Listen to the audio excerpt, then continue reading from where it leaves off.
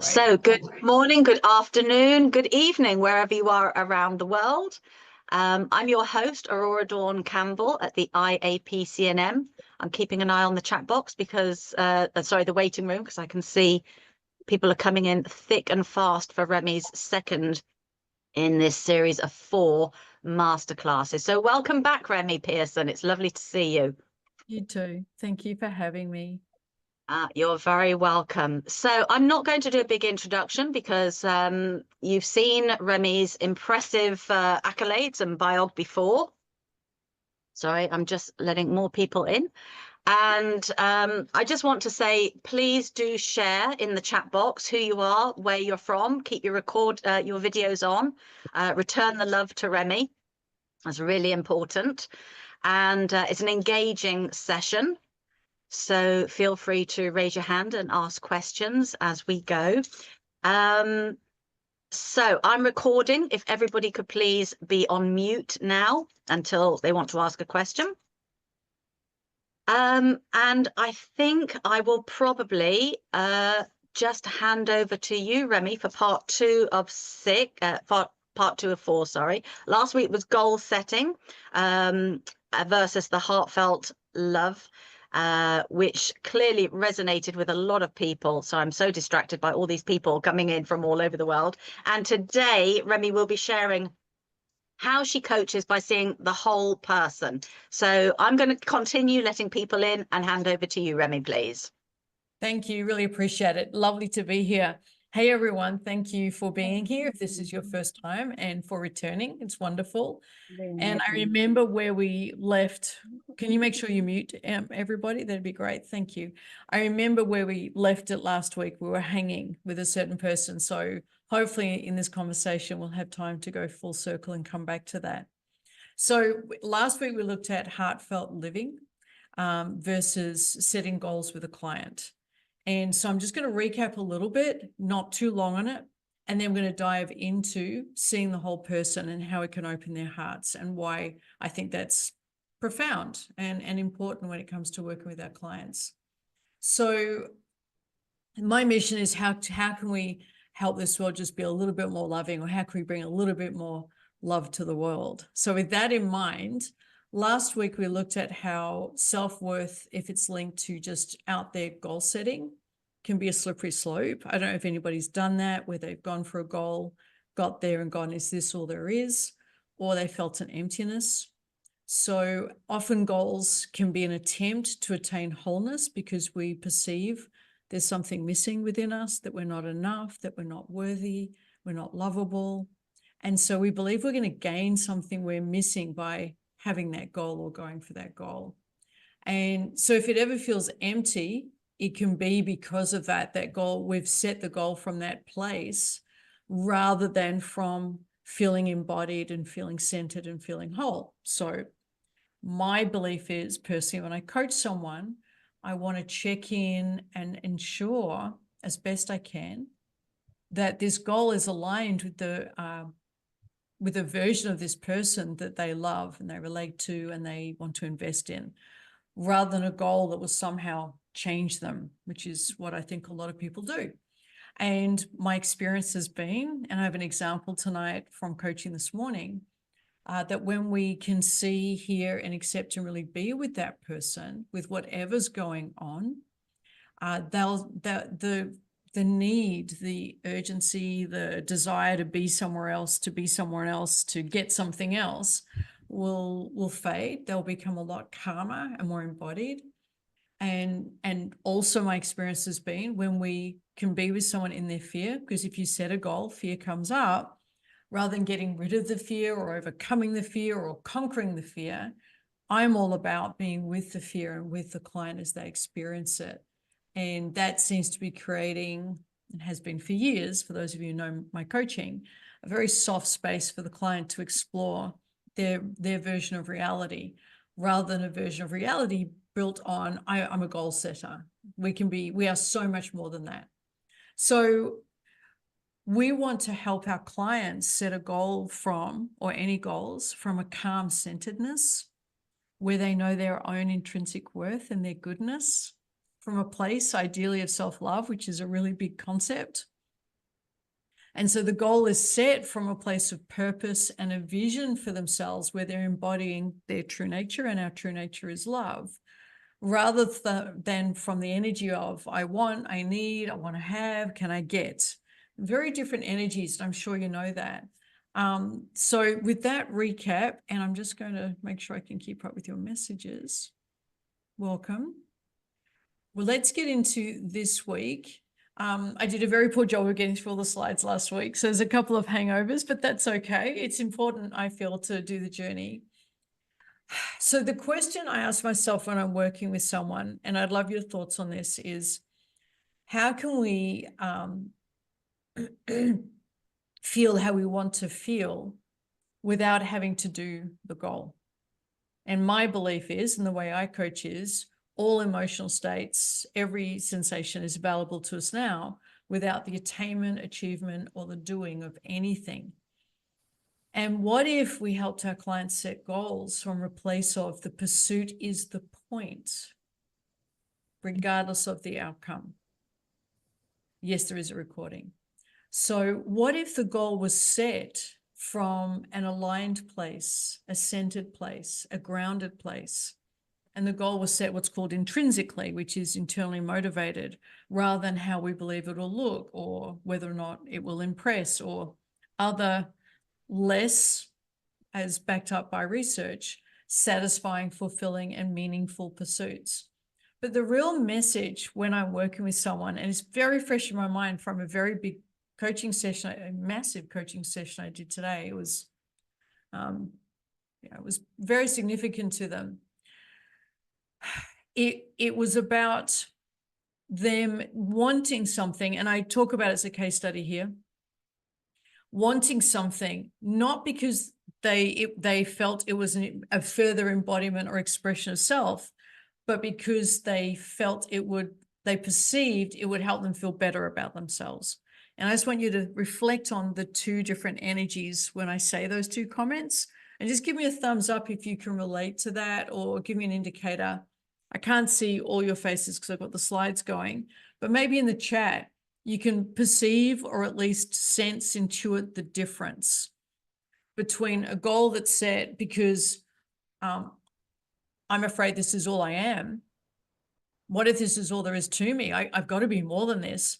Versus this goal is a further expression of who I already am. They're very different energies. And I'd love your thoughts.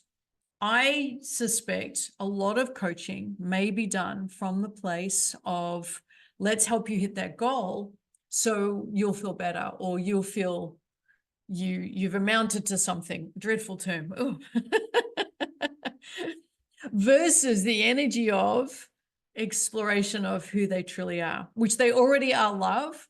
And so the way I coach is helping them remember that, reconnect with that, dance with that, consider that, be invited to consider what if you're already whole. And then the whole magnificent conversation becomes beautiful, because most people say, there's no way I'm whole, or what do you mean by that? I don't know how to be whole. And so the coaching takes on a whole new life energetically, because it becomes so much more than simply get more, do more, then you'll be more. It becomes, you don't have to do all that. Let's unpack who you already are. Does everyone appreciate the difference in the energies? Because to me, they're monumental. They're just so unique in our motivation. Love it. I love that. I'm so glad. Incredible. 100%. Love it. I'll just wait for a couple more comments. Keep it coming. I have a client. Oh, what you just said went past really fast. You love it. That's great.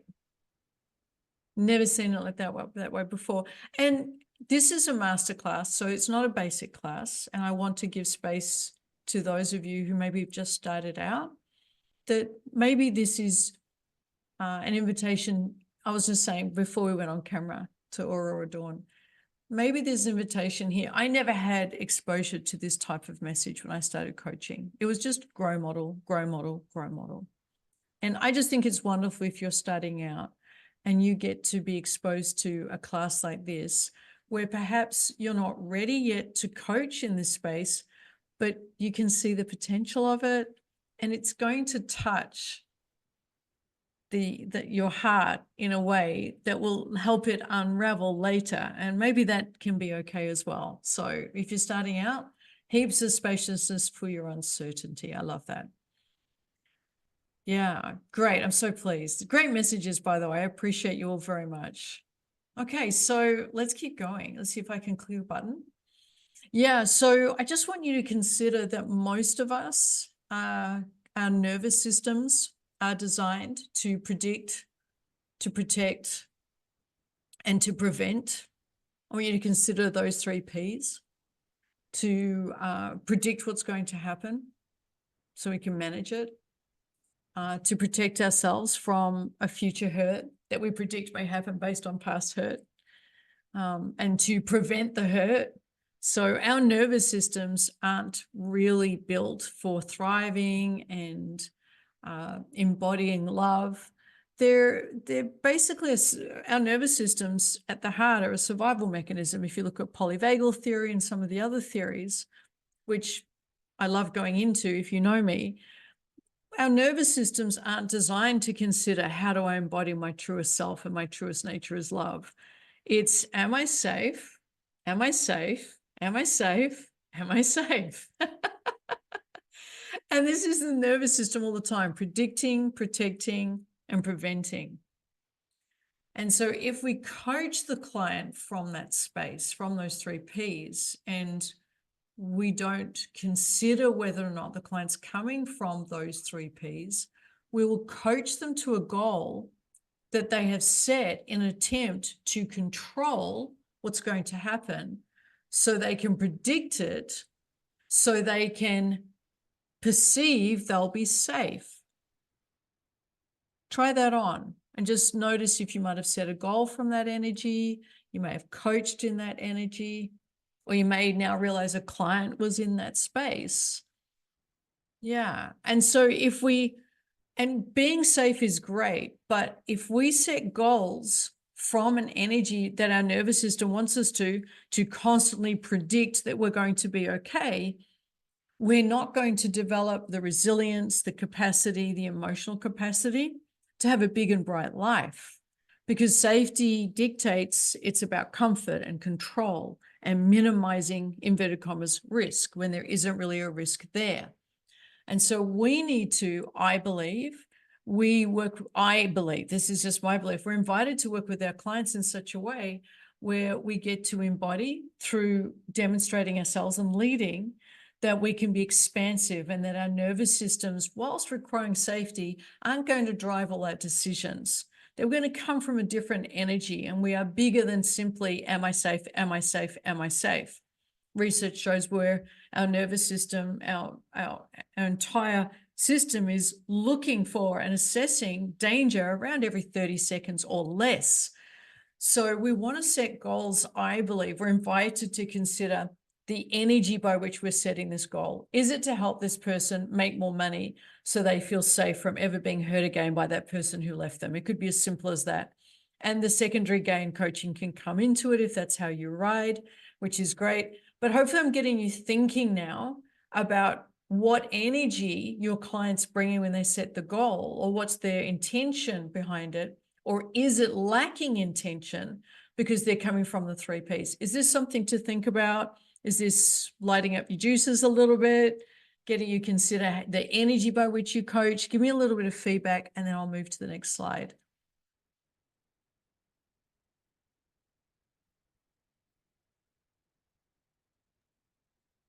Remi, is this what you would call transpersonal coaching, where you're coaching the person, not the problem? Is it the same place that you're coming from? You could absolutely relate it to as transpersonal. It's also including existential coaching. It's also including somatic coaching. I'm also bringing into it attachment theory. It's a combination of around about 7 or 8 theories that are research-based. And at the heart of it all is this love or is this fear? That's the overwhelming space I'm coming from. Is this a goal I'm going for because I'm activated, or because I feel embodied. Thank you. Yeah, thank you. Anybody else want to type something? Just give me some thumbs up. Give me some love back. Great. Clients aren't always ready for that approach. All clients are ready. It's just the capacity for how much readiness. So let's not limit our clients. I've never met the client who can't have this conversation ever. And maybe it's just the clients I'm meeting, but I suspect I'm so embodied in this type of coaching, I wouldn't know how to have the client not be curious. Even if it's in the smallest way, it might not be all of this, but it might be in the smallest way. When would wealth creation be from love, not fear? Oh, it's a really great question. Wealth for the sake of it is an extrinsic goal or an external goal rather than intrinsic. So by its very nature is already not for love. It's for more of something. So the moment it's for more of something, you probably could ask the question. It doesn't make it wrong. Doesn't mean to say we're not going to go for the goal. Doesn't mean to say it doesn't have its merits. We're going to absolutely help the client pursue their goals. I'm just inviting these classes a different perspective on just inviting you to see how I see it. And I'm also going to demonstrate across the classes how to bring this to life so you realize it's unbelievably filled with dignity and love for this human being. You're seeing the whole person. Okay, so it's a beautiful conversation. So we're going to be looking at seeing the whole person.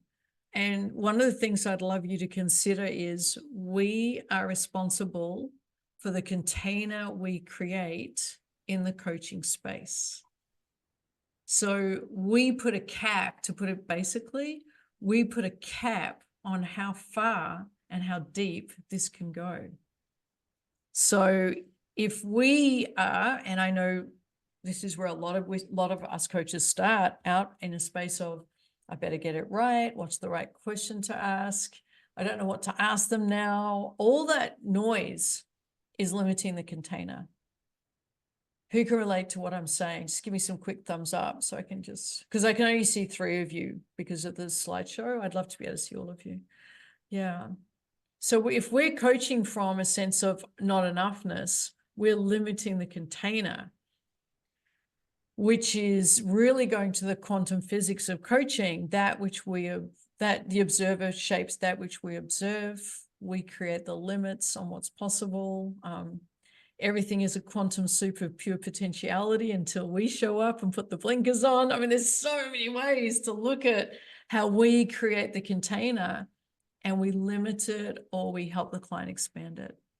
And so that's why coaching is such a gift for so many reasons, but there's an invitation here for us to consider our showing upness and not the client's.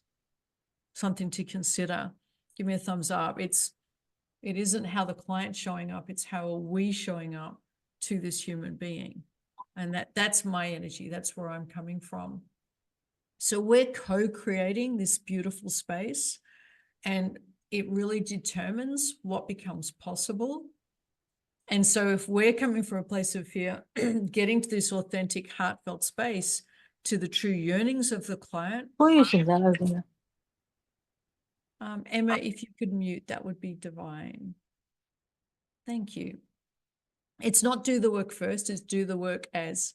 So I do not believe in you need to go and work on yourself before you do anything. You work on yourself as you do the thing. You bring it to life in the coaching. You can't do this in your head. It's an experience. It is not something you can hear about and agree with. It's something to do. So let's keep going. This is what everybody yearns for. This is based on stacks of research. This comes from, I think it's 9 different research modalities. And if you want the background on them, I'll provide all the slides to be distributed, but I'll go to the trouble of digging up all the research as well. This is the summation of the human experience of what we yearn for, what we crave, and what we either have or we don't have. And then what we either have in a healthy expression or in an unhealthy expression. So we all need to feel safe and secure. It's not a desire or a hope, it's a need. We need to feel we belong and that we're connected. that we're enough and we're worthy and we matter, that we're competent, that we have some fun and playfulness, some autonomy and freedom, and a level of authenticity.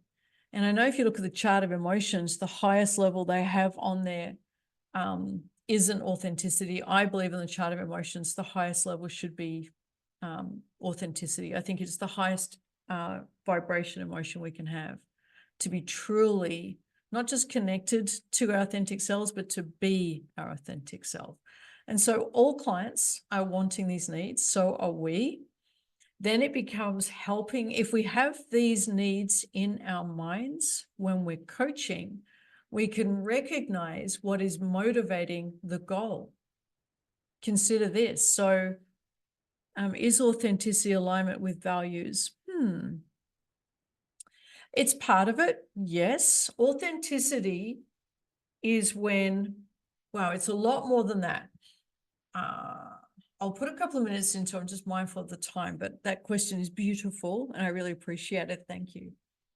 Authenticity, without going into a research-based definition, it's just where I'm at today based on all the coaching, beautiful coaching I had experienced today. We embody our true nature, where we feel calm and centered, where we know our okayness isn't fleeting, it's eternal. It's a space where whatever happens, our okayness remains sacred, where we protect our peace. And when we say that expression, I was keeping the peace, we include ourselves in that. When we say I was being loving, we include ourselves in the love. When we there to be understanding for someone, we're ensuring we're also understanding ourselves. Authenticity is a deep sense of, I am worthy in this moment as much as anything and anyone. And it includes having healthy boundaries. It includes being able to be prepared to disappoint someone. And ultimately, it is the arrival where every emotion we have, even the uncomfortable ones, we're okay with them. We accept them, we embrace them, and we love them. So when somebody else is, please follow this, when someone is upset with us, we tend to trade authenticity for fitting in, people pleasing or whatever. But follow this, when we're authentic and someone is upset with us, we might feel the discomfort in us of their discomfort with us, but instead of acting to get rid of our discomfort through people pleasing, placating, avoiding, running, getting anxious, whatever, we're able to sit with the discomfort and let them have theirs. So we don't rescue ourselves or them from this uncomfortable moment. I've just summed up a lot of work. That's a lot of inner work to get to that. And it is truly profound and powerful. Thank you, Tony. So that's some of what authentic is. Yeah, to be comfortable in the discomfort, or as you know, I say, to be at peace with not feeling at peace.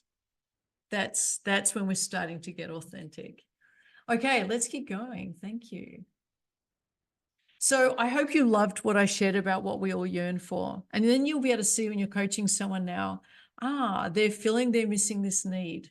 And they think to get that need met, they need to go and pursue this career or something. But what if every need could be met by ourselves without the pursuit of an external goal? Try that on.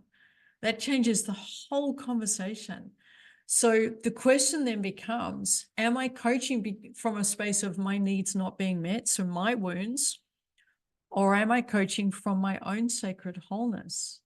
And these are not small questions, but it's a masterclass, so let's do that. Who's enjoying the scope of these questions? These are really existential, big questions. Am I coaching from my wound, those parts of me where my needs have not been met and I don't know how to meet my needs?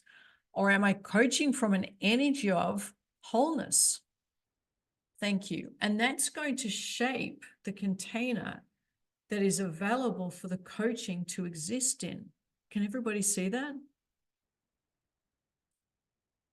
Yeah, really important questions. And I only ask big questions. It's my playground. It really is. This is my playground, as you can tell. So I just paused then so everyone could just take that in, because that's a lot. That is a lot. Let's keep going. So we're going to hold space, and I'm about to get into a case study and how to do this, because that's what was the promise. So seeing the whole person, we are going to start considering, am I allowing the space for whatever shows up? Or am I, and this is so important, it takes so much self-awareness to get to the space where you realize, I just asked that coaching question as a way of avoiding my own discomfort. Try that on. Or I just asked that coaching question from an energy of, I don't know what to do with their discomfort. So I'm trying to make it better or different or safer. Is this landing with you and resonating with you? They're very different energies. You know, when you coach the whole person, whatever's there, you're present to and you witness, versus, wow, I don't know what to do with that, so I'm going to give you, okay, can I give you some language? Okay, let's say the client is experiencing overwhelm because of a big fight they had with a partner, for example, and they're very upset and they're emotional. And they said in the coaching, they want to learn how to self-regulate a little bit better. But they communicated with such emotion, and you can relate to the story personally, that part of you became activated. And in that activation, our nervous systems are online now, and we're seeking the 3 Ps to protect, to prevent, and to provide safety. So we're not sure what to do. And so what we do is we do a safe question. And we might do like a basic question, for example, well, how would you like it to be? The client hasn't fully expressed yet. We haven't fully created a safe container for this expression, but we've moved them out of expression into solution mode. This is a very typical pattern for people who avoid big emotions. It is juicy stuff. Thank you. Who can relate to that example?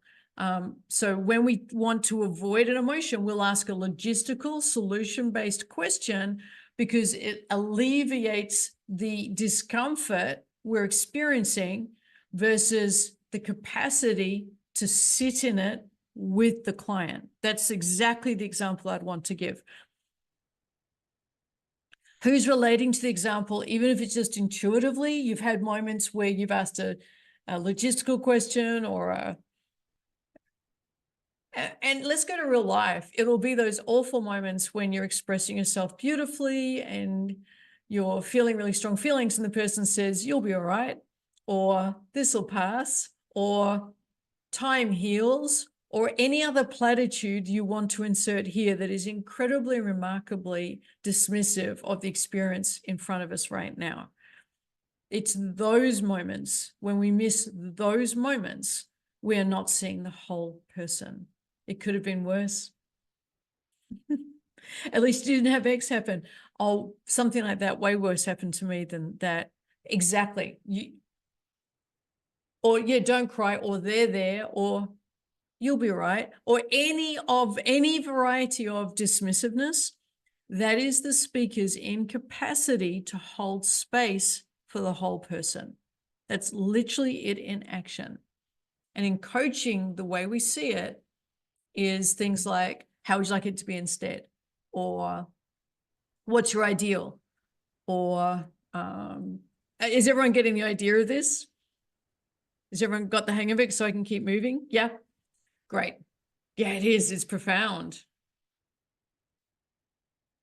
So if we can accept that for most people, what I said about their nervous systems, what I said about the 3 Ps, what I said about our yearning to have these needs met, and most of us not knowing how to meet these needs for ourselves in healthy ways, if we accept those 3 philosophies of coaching, then we need to be able to be with the client in their fears, in their hurt, in their stuff, whatever's going on. Now, and I'm not turning this into therapy in any way. I would invite us to consider that we're coaching a whole human being and not a goal setter. And so to only be interested in the part of them that's willing to set a goal is, to me, empty, superficial, pointless. That's my map of reality around this. I have no desire or interest in being reductionist and reducing this human being who's got thoughts, hopes, desires, fears, dreams, perceptions, all of this going on all the time, to simplify them down to the grow model. So what are you here to achieve? What's your current reality? What are your options moving forward? What's your way forward? What are you going to commit to? And out of 10, what is it? I'm not interested.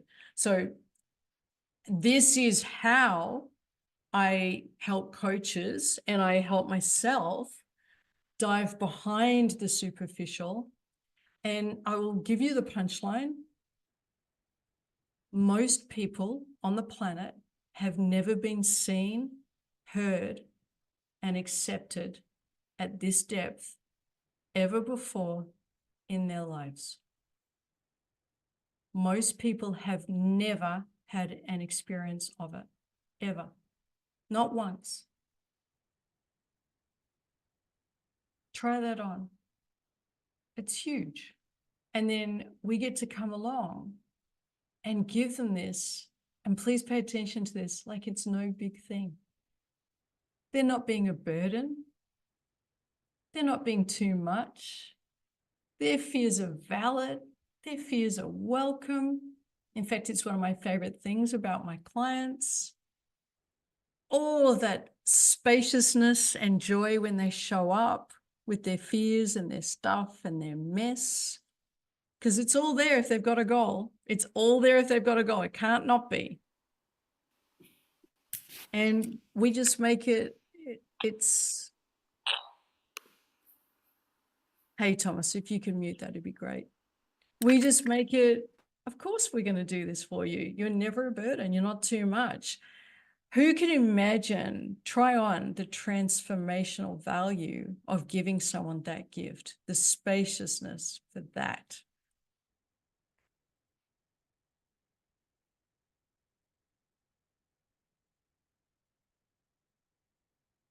It's beautiful, freeing. It is indescribable. And keep giving your comments. I appreciate them so much because I am calibrating where you're at. It's precious. I love that. I cherish it. And what happens is when we do this with grace and embodiment within ourselves, the embodiment of our own wholeness, when the client gets to the other side of it, they're transformed. They are clearer. They are calmer. They are more embodied. They feel safer in their own nervous system. Their nervous system is not on guard anymore. The self-talk fades away. The negative monologue fades. They can be with themselves because somebody showed them that being with themselves when they're not together is okay. It's such a gift. So just remember, with every human being, if there's a goal, there's a hurt. And they could be coming from an embodied place, but we've all got hurt. Now, it doesn't mean to say I'm coaching to get to the hurt. I'm not doing that. That's not the point. And if it doesn't come up in that session, we don't do it.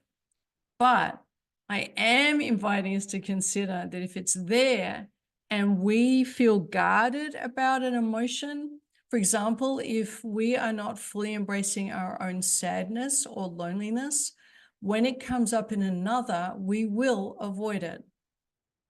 We are not capable of being with somebody else in an emotion that we deny or repress within ourselves.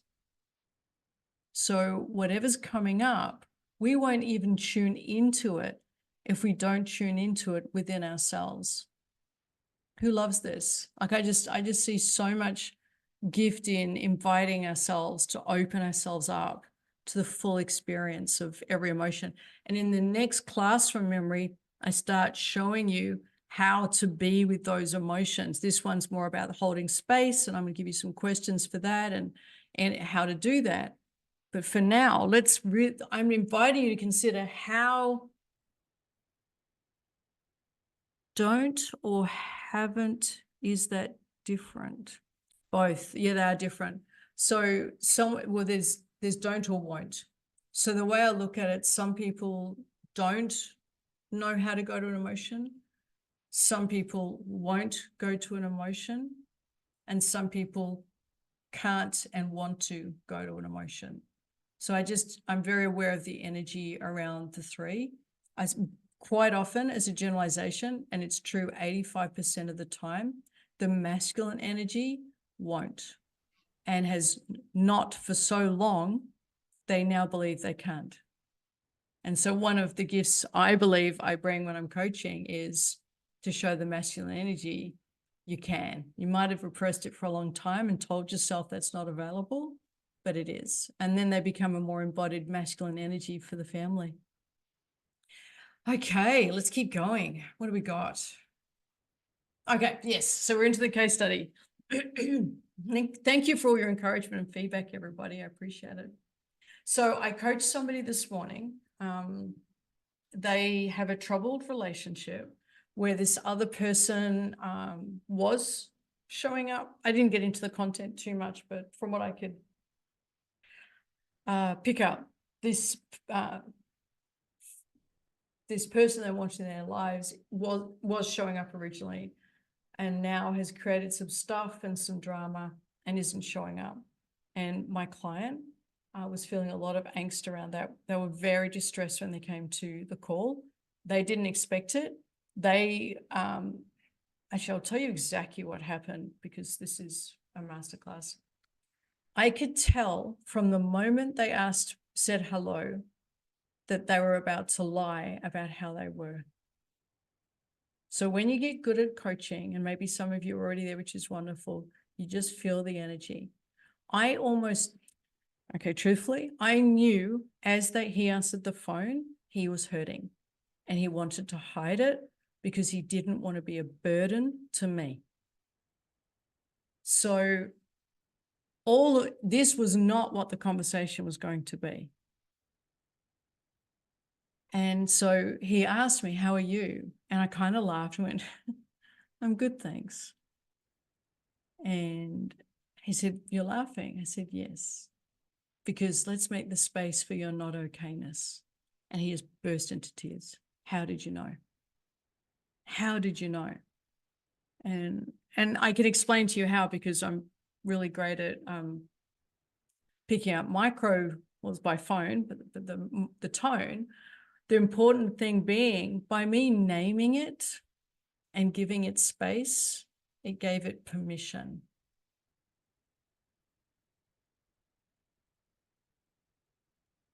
And then he got himself together and said, "Yeah, but we're meant to be doing this for the coaching." And I said, yeah, that is what we said we'd do. We did say that. I just want to make some space, and we can do that if that's where you'd rather go. I would really love to also make some space for this not okayness that's here. Both can be here. And that's the exact example I want to give you. I can't believe it happened this morning. Of course I can. That we're not goal-setting machines. We're whole humans who want to set goals and want to do well and want to make the most of our coaching. And we have hurt and we have fear and we have stuff going on. So is that a good example? Did that bring home an example of what I mean by how to name it, give space for it, so the client feels they have permission and they're not a burden? So just reflect for a moment. Yeah, I think it's a great example. Thank you. I agree. I just think it's just perfect. I mean, I just love this guy to bits. He just brought it. The moment I said there's space for whatever this not okayness is, he just went there. He's never done that. It was just amazing. So I just want to invite you now to reflect. We've got a few minutes before we open up to questions. Have you had a time, and you might not be aware of it, but it's worth reflecting on, where your client has answered, "Yeah, I'm good." You've sensed that maybe that wasn't true, and you did or you didn't address it. And just hopefully what we've done now together, there's an invitation for you to consider next time saying it. I just heard a little tension in your voice. There is space for the tension. I just heard some tightness. There's space for the tightness. I heard your voice catch. There's space for the catch. How does that sit with you? Just as And that's just the smallest way through into truth, rather than the neatness of a good coaching session where you help the client.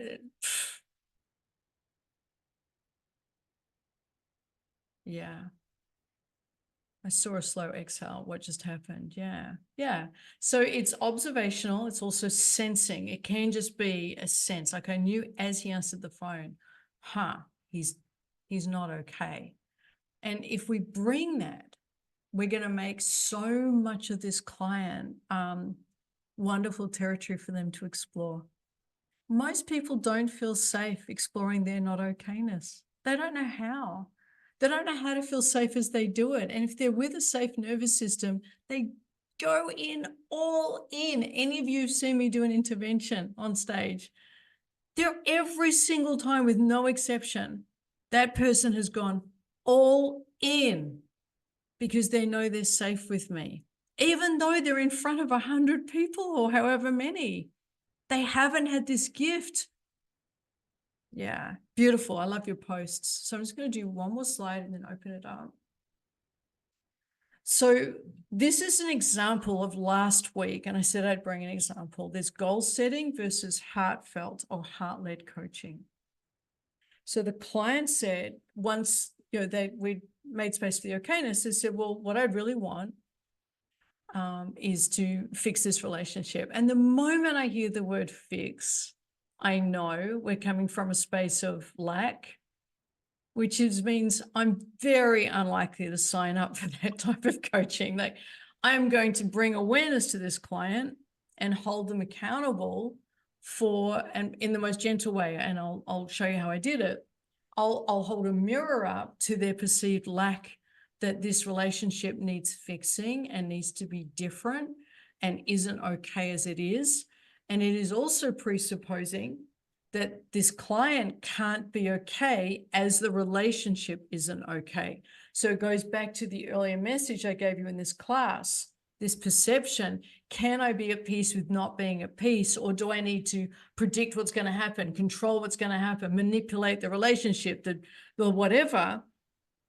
And so that this client is an example of this. I want to fix the relationship. I want them to be different, and then I'll feel okay. I'll be happy when. It's never true. It just isn't true. The happiness is already there. It just comes to life when things go according to our preferences. And I believe coaching can be helping the client realize the happiness is always there. So by doing this technique, which we'll get into next session, today is more about holding space, they were able to come to a calm space, and they arrived at, rather than fixing the relationship, they arrived at, I'm going to let this person be as they choose. And how this other person chooses to be is vague, under-communicating, ambiguous, all the things that fire up a nervous system. Quite normal, very normal response to feel agitated and activated when someone isn't communicating with clarity, a normal response. So I coach the client to be with their normal response instead of trying to getting rid of it. Does everyone see the difference? It's really important. And the other thing I coached him on was, how about you stop trying to understand where this person's coming from and take some of that energy and figure out what's going on for yourself? How about all that energy you're putting on to understand their motivation, what could be going on for them, and how you could be there for them differently? How about we figure out how to be with you differently? What do you say? And it was like light bulbs. It never occurred to them because of their patterns. So I love this example. It couldn't have been a better example to fall into my lap for tonight's class. So how do we do this? We want to be comfortable with their discomfort and our own. We want to be open to whatever's going on and tune into it and make it okay. We don't want to fix any emotion, brush it aside, make it wrong. Whatever's there is present is great. And some of the ways we can do this, and again, I'm about to give you some scripts, but I'm nervous about scripts. We need to embody it to bring this to life. You can't just say these words and your client opens up. It doesn't work that way. Things like, what's coming up for you right now? And for those of you who've seen me work before, you know, you would know, you've heard me say this. Can we just back up and pause on that for a moment? I think that was important.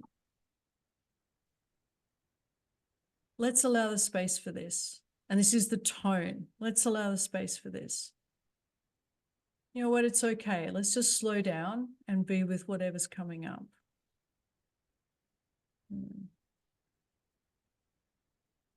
I really love your openness around this. I sense your confusion. What's the sensation behind that?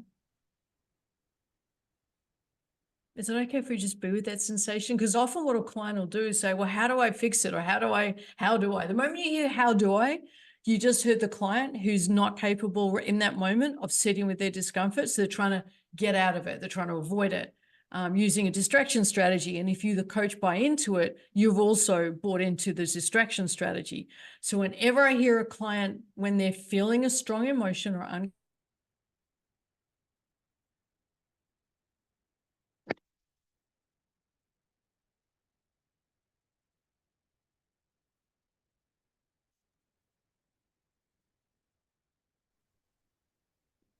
Is it just me, or have we lost Remi for a moment? No, it's okay.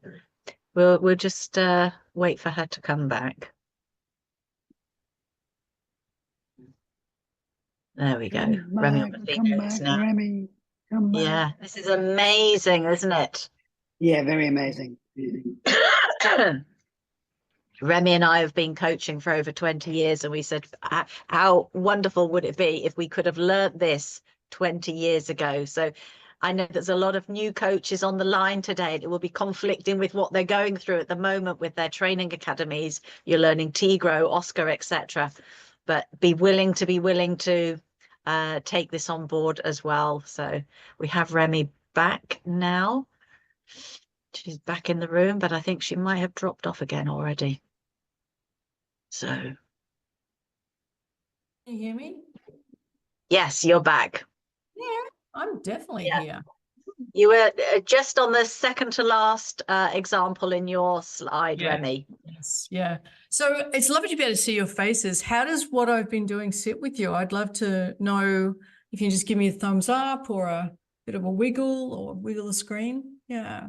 Hopefully you're hearing hey everyone, hopefully you're sensing the compassion in it and the spaciousness in it.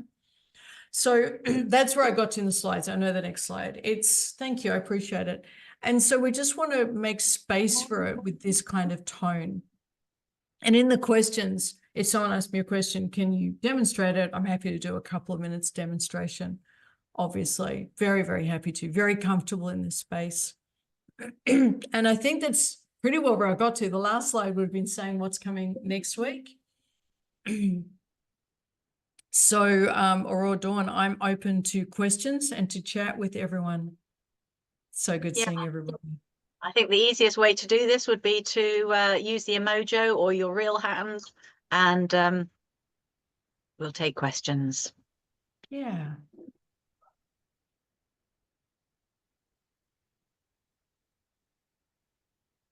Where are all your signs coming in?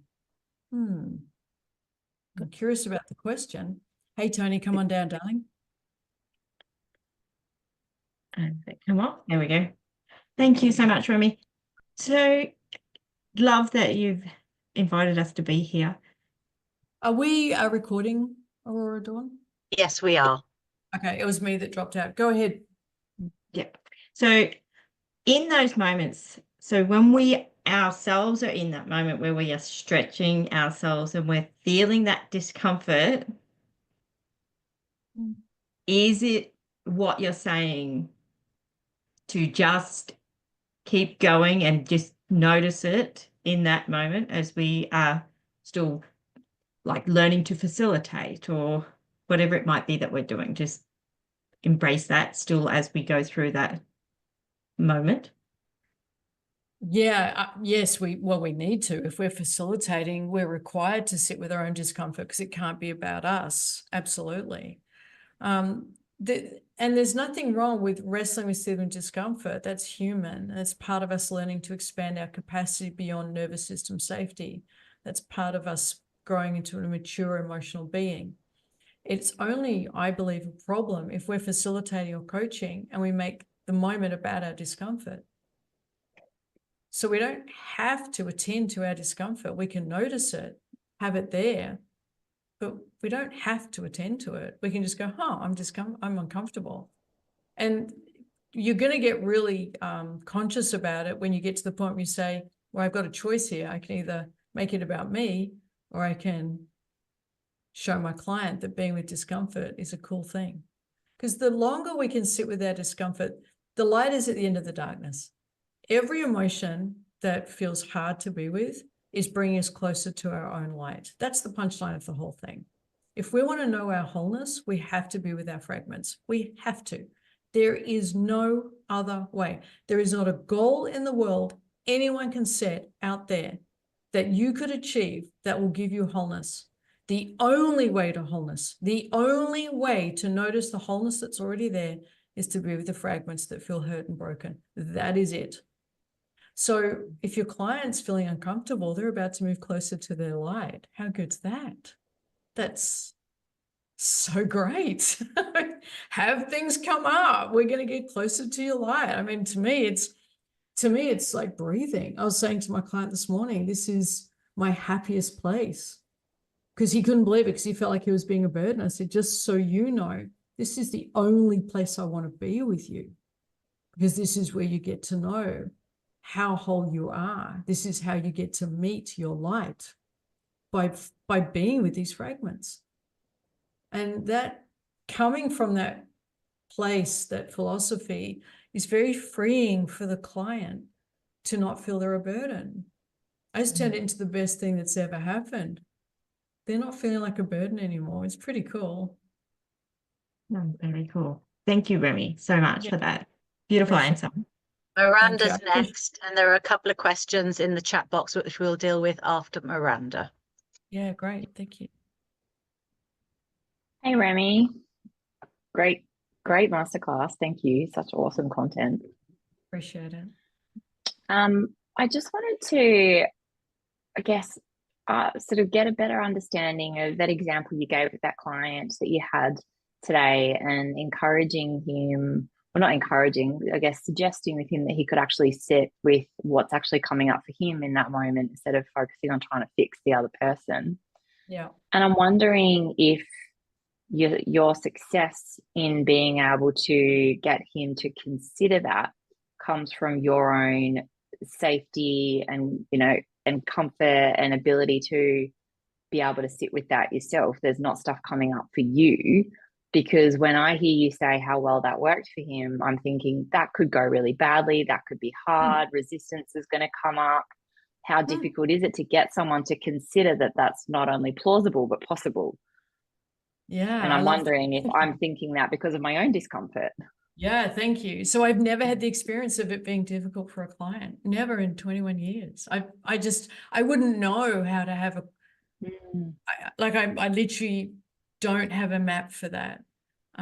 Because resistance is also the discomfort. So I can be with the resistance. So whatever's coming up, I'm with it. And I love it. And none of it is a problem. It's all a fragment that we need to be with to get to love. So whatever they bring, I'm thrilled. And yes, to answer the first part of your question, to do this level of coaching, I personally believe my experience has been, and I said it in the class, how comfortable we can be with our own discomfort. Can we be at peace with not feeling at peace? And until we get to the place where our lack of peace, until we make that okay, it's not okay for anyone else to not feel at peace. And then our coaching can stay quite transactional and safe. So it all starts with polyvagal theory, doing the work on moving from sympathetic to parasympathetic arousal, just doing the basics of getting to parasympathetic. So you can go to sympathetic, but you bounce back to parasympathetic rather than staying in sympathetic. Like, that's the key research to this that I relied on to develop this form of coaching. That's where I start the teaching: polyvagal theory, somatic coaching. just the very basics of how to help your nervous system feel safe in a moment that traditionally in the past, it has treated as unsafe. We're safe as adults in most situations. Like, big emotions are safe. They're only not safe because when we were younger, the rule makers didn't let us feel safe with them. That's it. It's the only reason anyone thinks they're not safe, because they were raised not to be safe with them. So we're just reconditioning ourselves. Totally possible. Yeah. Awesome. Thank you. My big takeaway from that is I've got this quote from you on my vision board behind me here, and it says, it's something like, I might be not paraphrasing correctly, but when we're willing to sit with discomfort, we can have whatever we want. It's your words are more eloquent than that, but it's something like that. And I love that so much. Perfect. I love it so much. I love it so much. I well said. Your words, not mine, just said better when you actually said them. That's awesome. Thank you so much. I'm going to take Thank a question here on the board, and it's Rob. Question, please. How do we sit with discomfort while setting boundaries for professionalism? Self-thought, as I write, is the difference between responding with love or fear. I'm really interested to know what you mean by boundary for professionalism. I'd be very curious to know what that means to you. I think there's a normalization there, Rob, that I wouldn't be comfortable hypothesizing or mind reading what you mean. Are you prepared to come off mute and help me understand your map a little more? Thank you, Remi. Specifically, it was when the client's behavior not only makes you feel uncomfortable, gives rise to your emotions, but you actually feel unsafe, or it's crossed boundaries beyond, so how do you sit with the discomfort, but at the same time maintain a professional standard? If they've crossed a boundary, you just have a boundary. I don't even, I can't imagine how a client would cross a boundary when they're having an emotional moment. Do you have an example of that? I've never had that experience. Raised voice, swearing. I welcome nothing that I've felt particularly threatened by. No. Yeah, if a client, most clients, if you want to recover from grief, have anger. That's the math. That's the research. So have anger. You're safe. Your anger is safe with me. My narrative never changes, Rob. All emotions are safe with me. I've never had inappropriate anger directed at me. I have no problem saying, I love your anger and I love the heat that you're experiencing right now. Just so you know, I've reached my capacity of the volume that I can tolerate and still feel that I can be a safe space for you, just to let you know. And then do with it what you will, because I don't control them, but I've reached my capacity. And that's totally healthy. It's a healthy boundary. I'm not controlling them, and they make their call. I've never had that happen, but I would be incredibly comfortable saying that. Would not even hesitate. Is that what you've pretty well gone to the worst case scenario and like a situation that's never going to happen, which is fascinating. So maybe focus on all the beauty and the love rather than a fear response. That would probably serve you quite a bit, maybe. What do I know? It's common, isn't it, Remi, particularly with new coaches, that we fear the worst is going to happen, and boundaries is one of them. So thank you for that great question, Rob. Alan is next, and then the lovely Margit. Perfect. Alan? Hi, Remi. Good evening. Hi. You always seem to be in this space where you're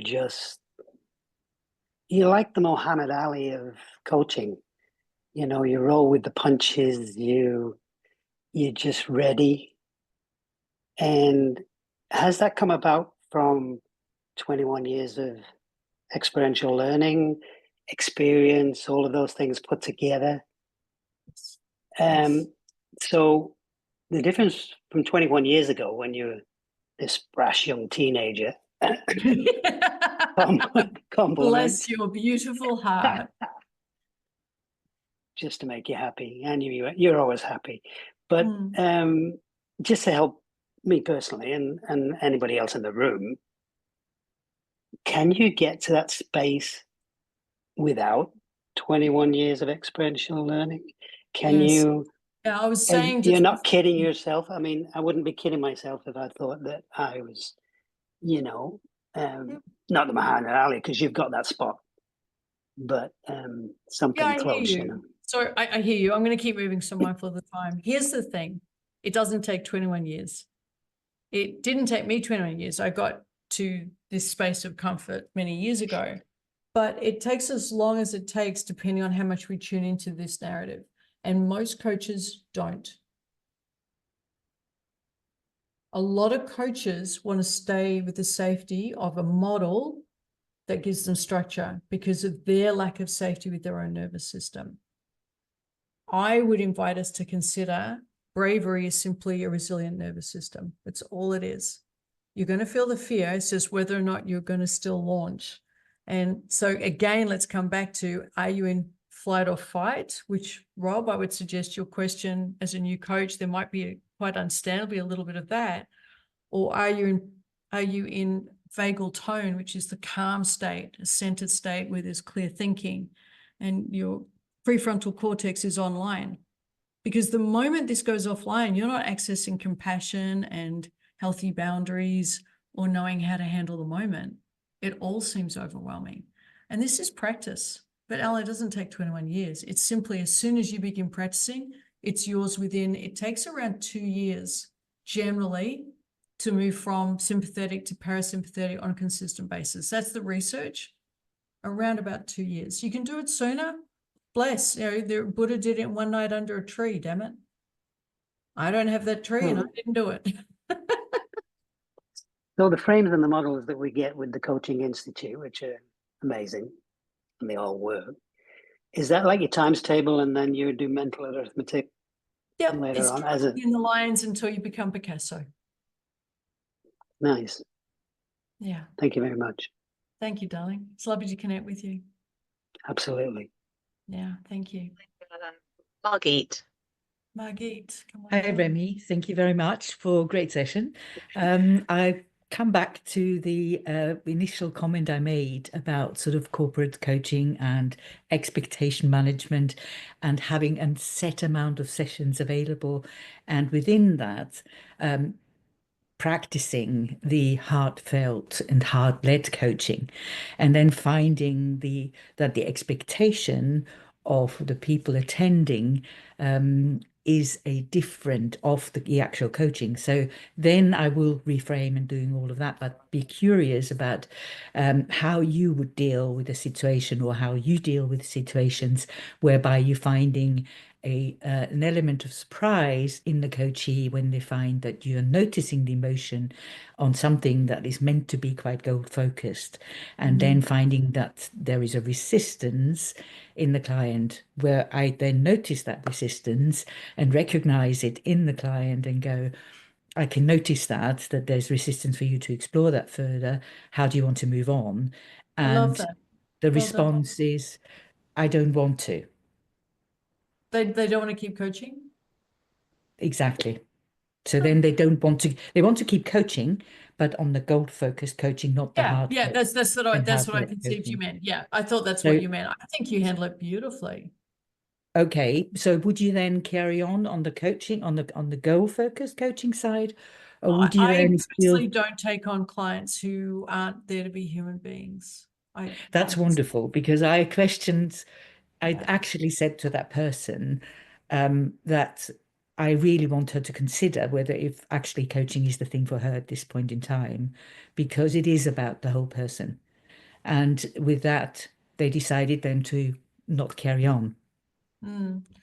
So I draw on the humanistic movement, existential coaching, transpersonal coaching, polyvagal theory, somatic coaching, and all of them show there's attachment theory. There is so much research, replicable research showing us that the whole person is, to me, the most loving thing we can see. And I'm not really prepared to show up where I'm required to not be authentically Fantastic. seeing all of them. Thank you. that's my standard for Wonderful. who I'll coach and who I allow in my space, because my piece is just as important as their piece. Wonderful. And if to keep the peace, I can't Yeah. ever talk about what's coming up and what is clearly there. That means I have to sacrifice my peace, and I won't do that. Yeah. Yeah. I'm conscious of the time. Thank you very much for that. You asked a question in the chat box, but I'm guessing Remi has answered that now when she I answered saw the the question question. earlier. And I'm going to answer it more fully next week. I thought it was a great question for next week. Thank you very much, Remi. Yeah, I saw it and thought, no, let me just check. I've got, where does love for uncomfortable emotions and expressions come from? That's literally where we're going to next week. So today was all about holding space. Last week was the philosophy of this type of coaching. This was holding space and some of the ways we can do that and what to embody. And next week, we're going to get more into the behaviors. So I've done the being before we get to the behaviors, and that's where we're going to be heading. So I think that's perfect. For next week. So same day, same time, same Zoom link. Love to see you all again. Invite your friends. If you've got a lot out of it, and it sounds like you have, then by all means invite anybody and everybody to participate in Remi's very generous complimentary sessions. So we've got 2 more series. So stay safe and enjoy the rest of your week.